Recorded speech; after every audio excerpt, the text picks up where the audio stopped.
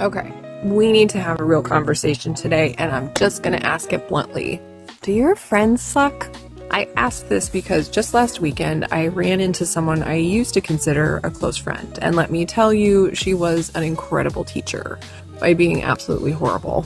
She was selfish, manipulative, and completely draining.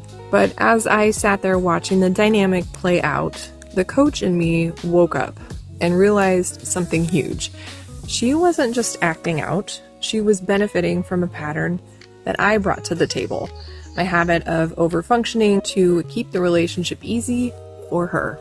Today we are talking about the difference between a mutual abundant friendship and a relationship where you are trading your energy for connection. Let's unmask the vampire friendship and talk about how to spot it before you drain your battery.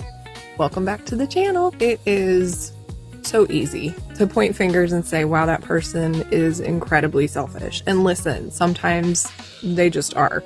But if you are a chronic overgiver, an overfunctioner, or someone who learned early in life that your value comes from making things seamless for everyone else, you're a magnet for people who love to take. In my situation, I realized that for a long time, I was the one doing the emotional heavy lifting. I'd smooth over the awkward silences, I'd anticipate their needs, bend my schedule, and I would swallow my own opinions just to keep the peace. When you operate that way, you create a perfect ecosystem for a manipulative or selfish person to thrive. They aren't giving anything back because you've never required them to do so. You are essentially earning your right to be their friend by being low maintenance. So how do you know if a friendship is actually toxic or if you're just trapped in an over-functioning loop? Here are 2 tools to run a quick relationship audit right now. First up, the body checklist, also known as the somatic response. Pay attention to how you feel after you hang out with this person. When you leave them, do you feel buzzed, inspired, and full? Or do you feel a heavy, dull exhaustion in your chest? Does your stomach feel tight? Your mind might say, oh, but we have so much history together.